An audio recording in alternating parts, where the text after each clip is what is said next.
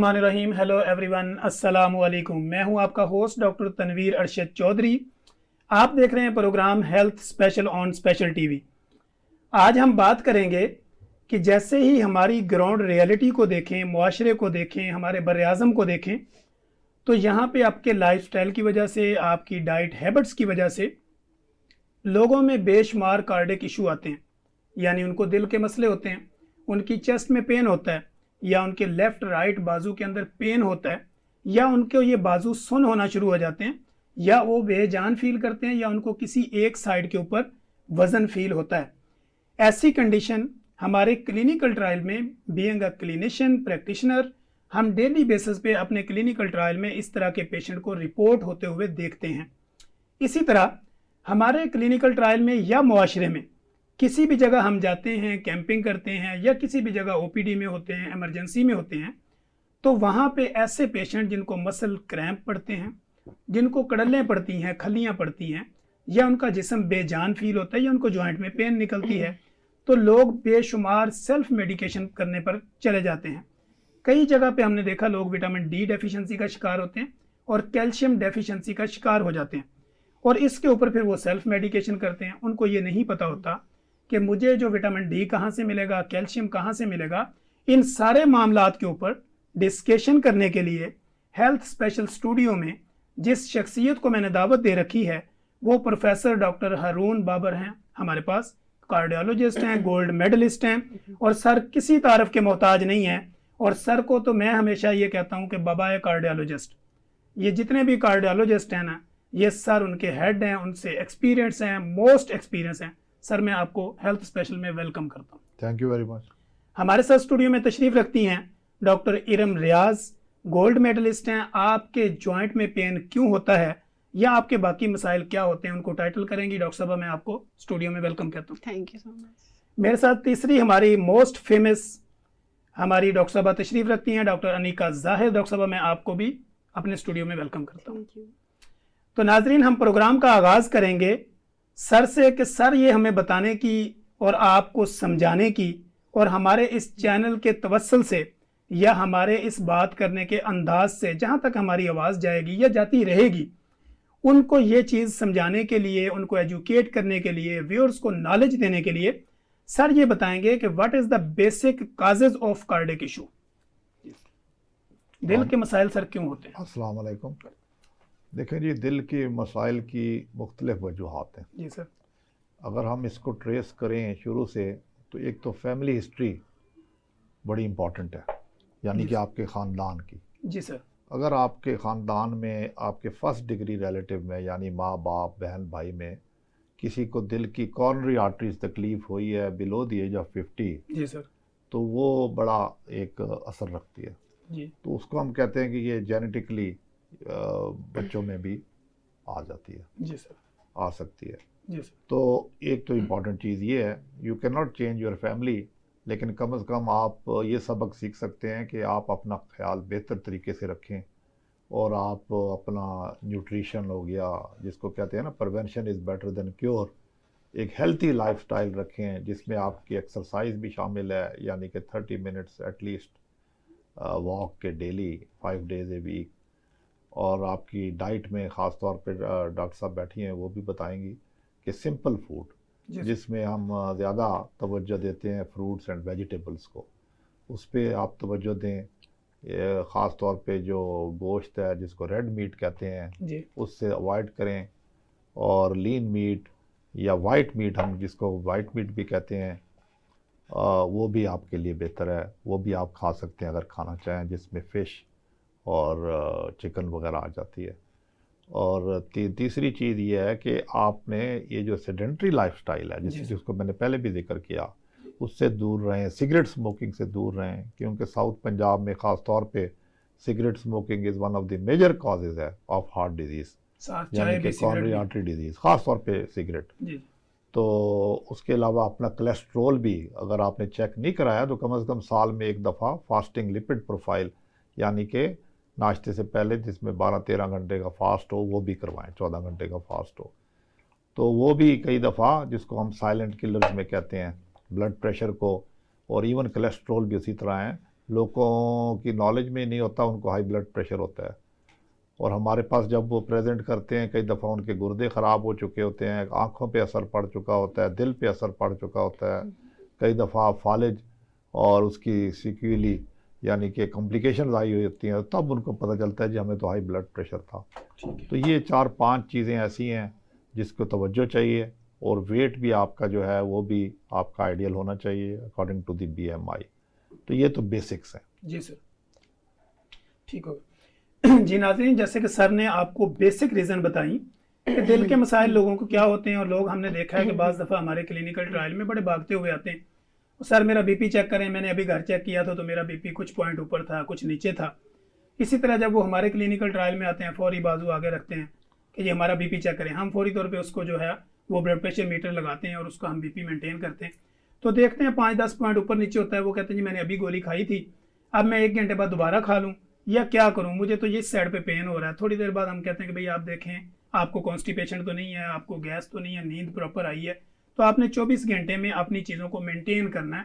तो तब जाके आपने बीपी को देखना, ना कि ये देखें कि with in second BP change होता है, क्योंकि आपकी जिस तरह की भी आपकी थॉट्स होंगी, फीलिंग्स आएंगी, तो आपके ब्लड प्रेशर के ऊपर इफेक्ट होगा। तो सर क्या ये होता है इसमें जो बीपी लोग चेक करते हैं डिजिटल मीटर से?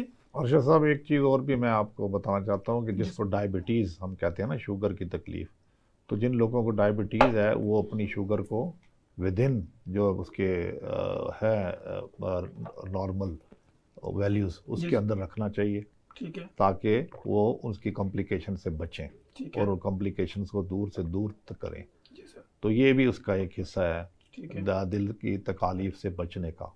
बचने जहाँ तक हाई ब्लड प्रेशर का ताल्लुक है, तो हम यूजुअली जब हमारे पास एक कोई पेशेंट आता है, मरीज़ आता है, तो हम उसकी 2 या 3 रीडिंग्स लेते रीडिंग हैं लेते हैं, और फिर हम उसको एवरेज करते हैं। ठीक है, और ब्लड प्रेशर चेक करने से पहले ये बड़ा इंपॉर्टेंट है कि आप कम से कम 15 से 20 मिनट पहले पेशेंट आराम से बैठे, ठीक है, कोई चाय कॉफ़ी उसने आधा घंटा पहले ना पियो, और फिर उसका ब्लड प्रेशर चेक किया जाए। ठीक है, और अगर आप 3 दफ़ा करते हैं तो उसके बाद उसका एवरेज कर लें।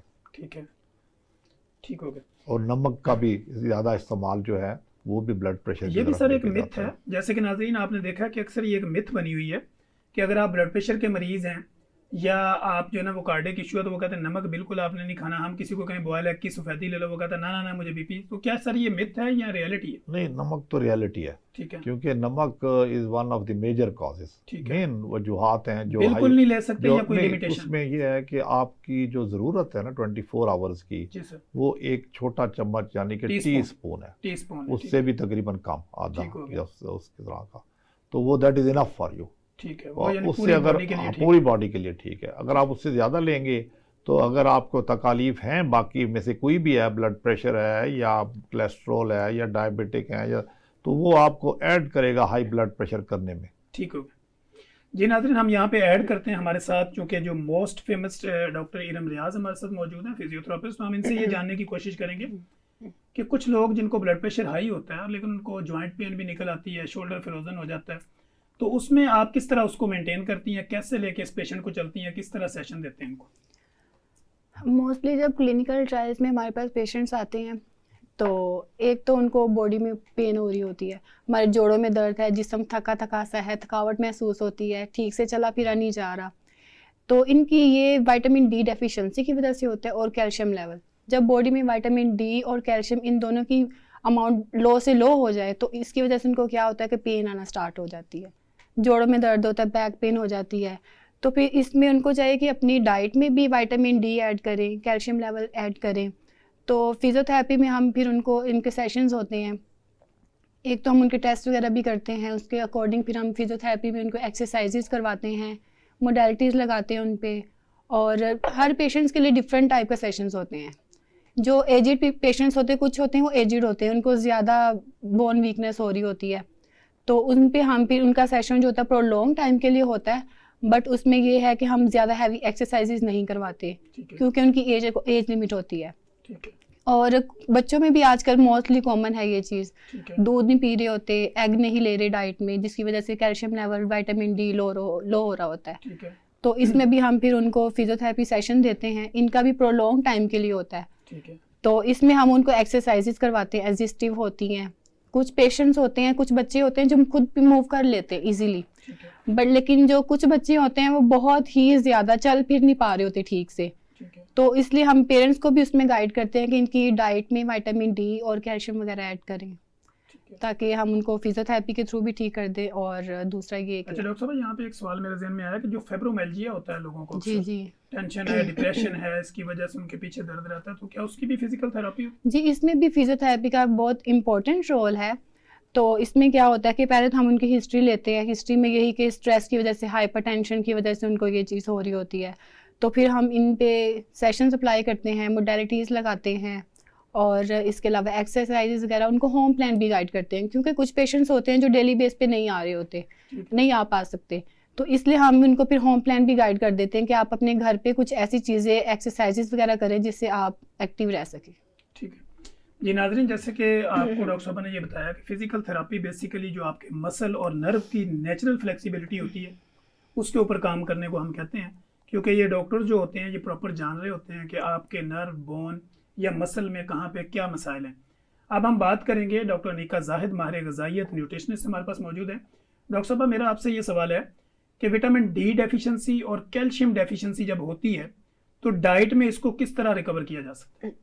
विटामिन डी और कैल्शियम की डेफिशिएंसी इंटरलिंक्ड है। यानी कुछ- ऐसे सोर्स जो हमें व्यूअर्स सुन रहे हैं वो अपने जी, जी। घर में या किस तरह उसको मैनेज करें? जी जी, ठीक हो गया। जब भी आपको कैल्शियम डेफिशिएंसी हो तो जो वेरी फर्स्ट थिंग आपने कंसीडर करनी है वो ये, आपने अपने विटामिन डी के लेवल्स भी चेक करवाने हैं, क्योंकि आपको पता है अगर आपका कैल्शियम का इंटेक अप्रोप्रिएट है लेकिन साथ विटामिन डी नहीं है तो कैल्शियम की एब्जॉर्प्शन नहीं होगी। तो दिस इज़ हाउ कि ये साइमल्टेनियसली एक्ट करते हैं। इसलिए जब भी आप अपने कैल्शियम के सोर्सेज को लें, साथ विटामिन डी के सोर्सेज को भी कंसीडर करें। ठीक है, अब अगर बात कर लें कैल्शियम के सोर्सेज की, वो बहुत कॉमन सोर्सेज हैं जो हम सबको पता हैं। उसमें डेयरी प्रोडक्ट्स आ जाती हैं, ग्रीन लीफी वेजिटेबल्स आ जाती हैं, सेसमे सीड्स आ जाती हैं, हमारी ऑयली फिशेस आ जाती हैं। और अगर विटामिन डी की बात कर ली जाए तो उसका भी हम सबको पता है कि it's also called sunshine vitamin.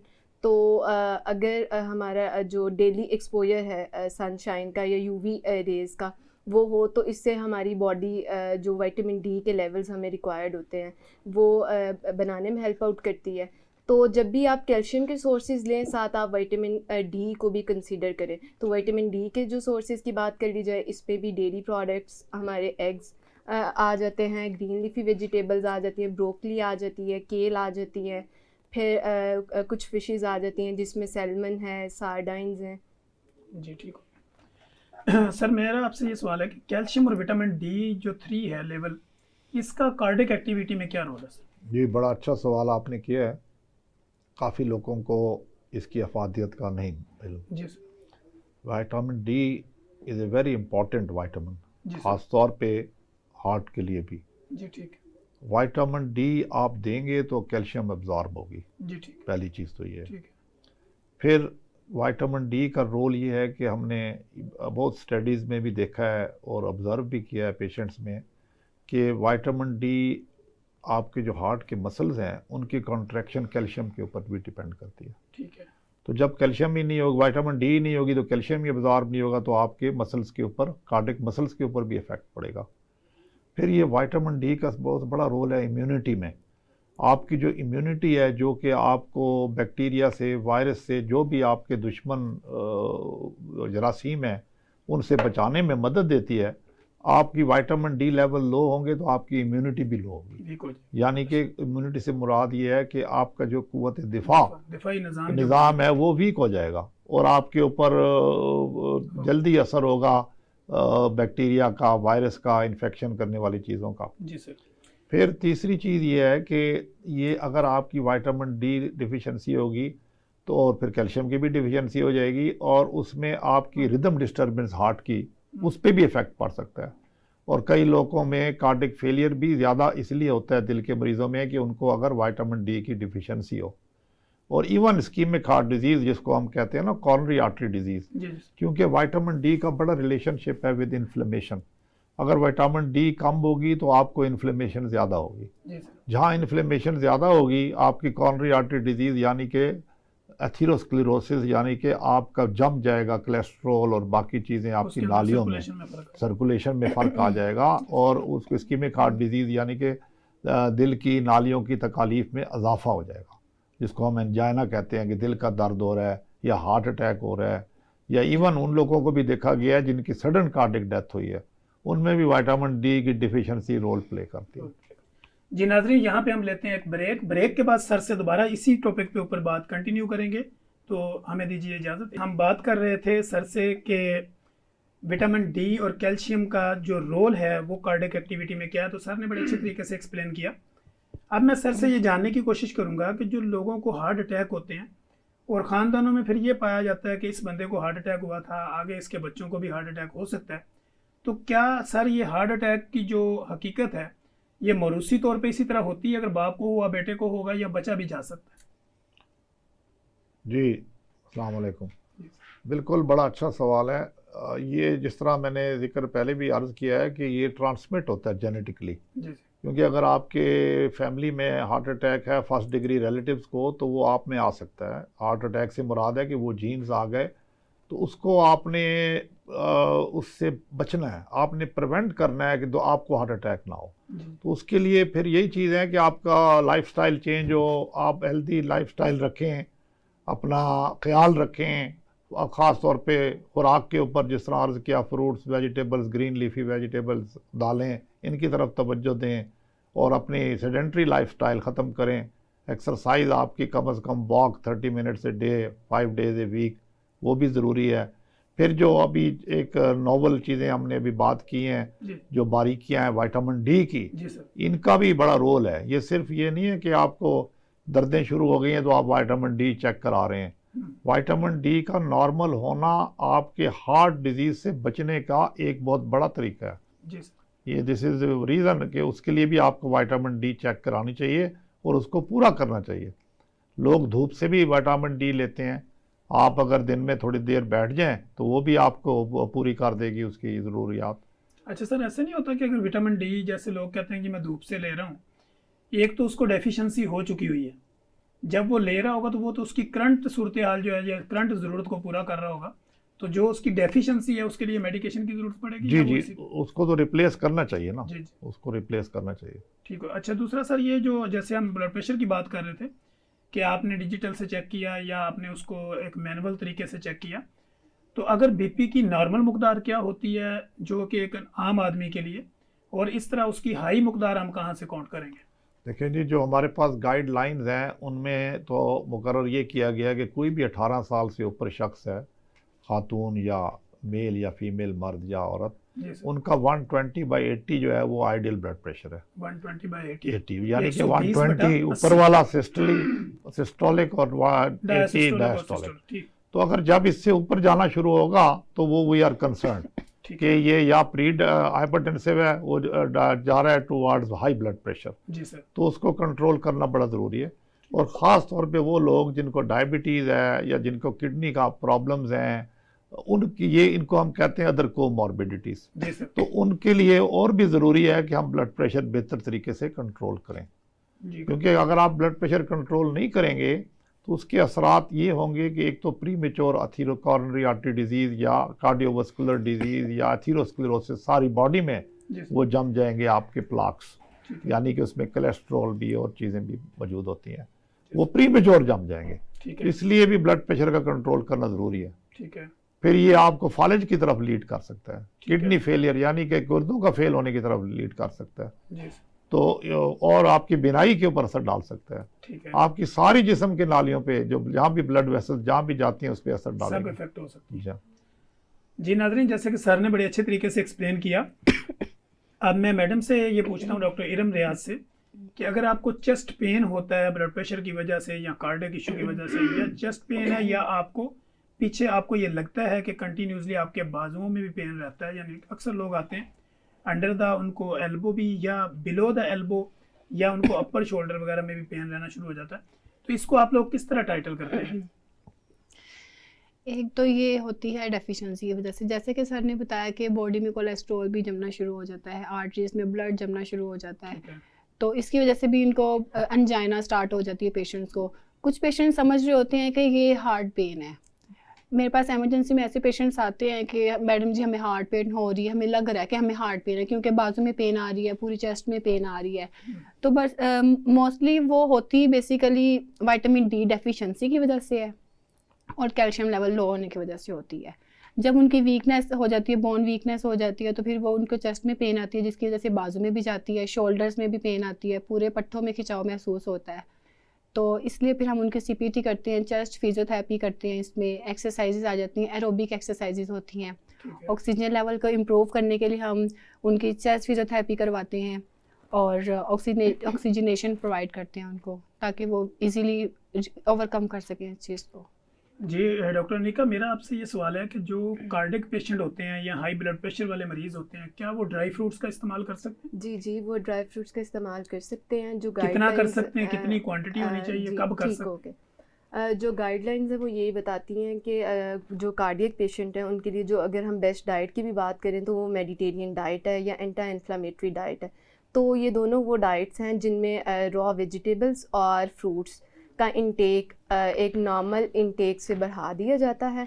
और सेकेंडली अगर हम ड्राई फ्रूट्स की बात कर लें तो ड्राई फ्रूट्स भी हम 1 हैंडफुल नट्स डेली बेसिस पर इस्तेमाल कर सकते हैं। नहीं, वो ठीक है, एक पंजाबी में होता है कि एक रुग भरना, एक होता है मुठ भरना। एक मुट्ठी मुठ ले सकते हैं या रुग ले सकते जी हैं? जी, एक मुट्ठी भर इस्तेमाल कर सकते हैं। ठीक है, इसमें 2-3 चीज़ें होती हैं जो हमने कंसीडर करनी होती है। एक तो पेशेंट की जो करंट हेल्थ स्टेटस होता है उसको कंसीडर करना होता है, थोड़ा सा वेदर को कंसीडर करना होता है क्योंकि हम पाकिस्तान में रहते हैं, यहाँ पर ज़्यादा टाइम गर्मी होती है।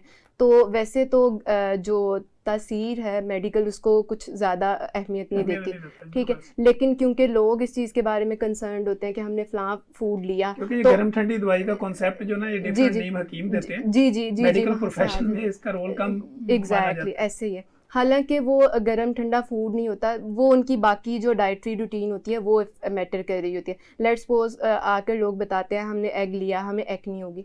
एग कल्प्रिट नहीं होता, उनका वाटर इनटेक बहुत कम होता है, वो बिलो 4 ग्लास होता है। तो असल में जो कल्प्रिट है वो कोई और चीज़ होती है, लेकिन लोग इस तरह से उसको पोर्ट्रेट कर रहे होते हैं कि जो आपने हमें हेल्दी चीज़ दी थी, जो आपने शिफ्ट करवाई थी, उसकी वजह से हुआ था। नहीं, तो जो दिल के मरीज या blood pressure, high blood pressure के मरीज होते हैं, जी जी, इनको जब हम बॉयल एग की तरफ लेके जाते हैं तो वो कहते हैं जी मैं बिल्कुल नहीं खा सकती, या लोगों ने उनके ज़हन के अंदर ये चीज़ डाल रही होती है कि गर्म है या ठंडा है, जो भी है। तो उसमें आप बताएं कि जो एक अंडा पूरा ले सकते हैं 24 आवर्स के अंदर, या बिल्कुल उसका वाइट वाला पोर्शन? जी जी, अच्छा, उसमें इस तरह से है कि अगर तो आप कार्डियक पेशेंट हैं तो फिर इट्स बेटर कि आप विदाउट योक एग लें। ठीक है, आप एग वाइट ले सकते हैं, 24 आवर्स में एक एग वाइट यूज़ कर सकते हैं। लेकिन अगर आप कार्डियक पेशेंट नहीं हैं और आप ये कह रहे हैं मैं तो इसलिए नहीं ले रहा, मेरे कुछ लिपिड प्रोफाइल डिस्टर्ब है या बस मेरी फैमिली हिस्ट्री पॉजिटिव है कार्डियक इशू की, तो मैं एग नहीं ले रहा, तो ये कोई मतलब हेल्दियर ऑप्शन नहीं है और ये रियलिटी नहीं है, ये फैक्ट नहीं है। असल में आपने अपनी डाइट में से एग को नहीं ओमिट करना, आपने जो बाकी के अनहेल्दी चॉइसेस हैं उनको ओमिट करना है। जैसे ऑलरेडी डॉक्टर साहब ने बताया कि जो आपका लाइफस्टाइल है आपने उसको मॉडिफाई करना है, जो सेडेंट्री लाइफस्टाइल है उसको शिफ्ट करना है टूवर्ड्स एक्टिव, और जो अपना ईटिंग पैटर्न है वो नियर टू नेचर रखना है। मतलब जितना आप नेचर के करीब रहेंगे उतना आप ये जो हेल्थ इश्यूज़ हैं इनको आप अवॉइड करेंगे। ठीक है, तो दिस इज़ हाउ कि आपने एग को बिल्कुल नहीं बंद नहीं करना, आप ले सकते हैं। ये बहुत एक इम्पॉर्टेंट बात है। लोगों के जहन में ये मिथ होती है कि अब हम कार्डियक पेशेंट हैं और हम एग नहीं ले सकते, और वो बहुत सारे इंपॉर्टेंट न्यूट्रिएंट्स को मिस कर रहे होते हैं। ये बॉयल एग की बात कर रही हैं, हाफ फ्राई की? बॉयल एग की मैं बात कर रही हूँ। जो हाफ फ्राई है डेफिनेटली उसमें वो होगा ऑयल भी होगा, तो वो फिर उस सेंस में आप नहीं ले सकते। आप बॉयल एग ले सकते हैं, आप पोच्ड एग ले सकते हैं, लेकिन एग वाइट लें अगर आप कार्डियक। और वेजिटेबल और फ्रूट्स का ये इस्तेमाल कर सकते हैं? जी जी, वेजिटेबल और फ्रूट्स का इस्तेमाल ये कर सकते हैं। पानी का आप कितना समझती हैं कि कार्डियक पेशेंट है, हाई ब्लड प्रेशर का मरीज है, उसको कितना वाटर जी, इंटेक करना? उसमें ये है कि थोड़ा सा हमने वेदर को और जो आपका करंट बॉडी वेट होता है उसको कंसीडर करना होता है, लेकिन अगर हम जनरल बात करें तो उसमें ये है कि आप 7 to 8 glass of water per day आप कंज्यूम कर सकते हैं। जी नाजरीन, जैसे कि हमारी डॉक्टर साहबा ने बड़े अच्छे तरीके से एक्सप्लेन किया, मैं सर के पास मुझे सोशल मीडिया पे एक सवाल आ रहा है कि लोग ये पूछते हैं कि कार्डियक पेशेंट जो है वो दिल की दवाइयाँ खा रहा होता है, 8-10 गोलियों की खुराक बन रही होती है, और हमारे क्लिनिकल ट्रायल में भी चूँकि इस तरह के पेशेंट आते हैं, वो आके हमें फ़ाइल दिखाते हैं कि सर एक कार्डियोलॉजिस्ट ने मुझे मेडिसिन लिखी है जो 10 गोलियों की खुराक है, अब आप मुझे बताएं मैं खाना कब खाऊँ और दवाई कब खाऊँ। तो सोशल मीडिया पे जो सवाल हमसे पूछा जा रहा है, वो ये है कि क्या सर कार्डिक और इशू वाला पेशेंट, दिल का मरीज या फिर हाई ब्लड प्रेशर वाला मरीज जो है ना, वॉक कितनी कर सकता है या नहीं कर सकता? देखें जी, ये तो डिपेंड करता है कि उसको कार्डिक डिजीज़ कितनी है। ठीक है। यानी अगर इसको हम उसको अपनी जो हमारी टेक्निकल वर्ड्स हैं कि यानी स्कीमिया, जी सर। यानी कि कितना स्कीमिया हो रहा है, जी सर। कि दिल की नालियों में से जो खून गुजर रहा है वो कितना गुजर रहा है, वो आइदर 100% गुजर रहा है, 90% गुजर रहा है, 70% गुजर रहा है, 50% गुजर रहा है। जी सर। तो उसके ऊपर डिपेंड, हमें जब उसकी इन्वेस्टिगेशन सारी हो जाती है तो वो हमें हमारे सामने सारा कुछ होता है, जी सर। तो उसके मुताबिक हम उसको एडवाइस करते हैं। ठीक है। अगर किसी को सवेयर स्कीमिया होता है, थोड़ी सी एक्सरसाइज से भी या थोड़ी नॉर्मल इसमें सर रूटीन पे आसान भी अल्फाज में अगर हम ये कहें, सांस चढ़ना शुरू हो गया, सांस बॉडी चढ़ना शुरू हो वाइब्रेट जाता करना है शुरू या हो गई, छाती में दर्द हो जाता है, तो फिर उसके लिए तो इंडिकेटेड नहीं है ना नहीं वो एक्सरसाइज। नहीं फिर वो कर सकते। उसको तो पहले आप फिक्स करें, ठीक करें, ठीक है। एक स्टेंट डालना है या बाईपास करना है या जो भी मेडिसिन बढ़ानी है, तो जब वो स्टेबल हो जाए तो then he can be going to physical. Yes, फिर वो अपना एक रूटीन शुरू कर सकता है। ठीक हो गया। लेकिन जो लोग दरमियान में हैं, जिनको स्टेबल एंजाइना हम कहते हैं कि जनाब वो कहते हैं मैं 200 गज चलता हूँ तो फिर मुझे कोई थोड़ी सी तकलीफ होती है, तो उनको हम फिर रूटीन का एक बना देते हैं कि आप इतना चलें, इतनी वॉक करें, ठीक है। आप लाइट एक्सरसाइज करें, और आपके लिए ये दवाएं हैं। ठीक हो गया। तो ये उसको देख के ही नेचर का कि उसको किस लेवल पे वो उसको प्रॉब्लम है। सर एक कॉमन मैन जो है, अगर उसको किसी दूर दराज के इलाके में रहता है, उसको ये पता चलता है कि मेरा सांस फूल रहा है, या मैं थोड़ा बहुत चलता भी हूँ, चेस्ट में पेन शुरू हो जाता है, या मेरा पल्स रेट हमेशा हाई रहता है, या मेरे चक्कर शक्कर आते रहते हैं, तो ऐसी सूरत हाल में ब्लड प्रेशर या दिल की मसाइल को प्रॉपर डायग्नोज करने के लिए वो कौन से टेस्ट ऐसे रिकमेंड है कि जो वो करवा सकता है, यानी ECG या ब्लड टेस्ट वगैरह जो भी? हाँ, बड़ा इम्पोर्टेंट है कि अगर इस किस्म के मरीज़ आपको हर जगह मिलते हैं, जी सर। तो उनको चाहिए कि कम से कम अपने डॉक्टर से ताल्लुक़ रखें, जी सर। और जो बेसिक टेस्ट हैं जिसमें हम ऑफ कोर्स ECG एक बेसिक टेस्ट है, जी सर। उसके बाद कई दफ़ा हम उसको ETT भी करते हैं। अगर उसको सिम्टम नहीं आ रहा है, तकलीफ नहीं आ रही, तो ETT पे भी पता चल जाता है। ठीक है। तो ETT भी एक, मेरा ख्याल है कि एक आम हॉस्पिटल में, छोटे हॉस्पिटल में अवेलेबल होता है, जिसको आप DHQ कहते हैं या THQ। जी सर।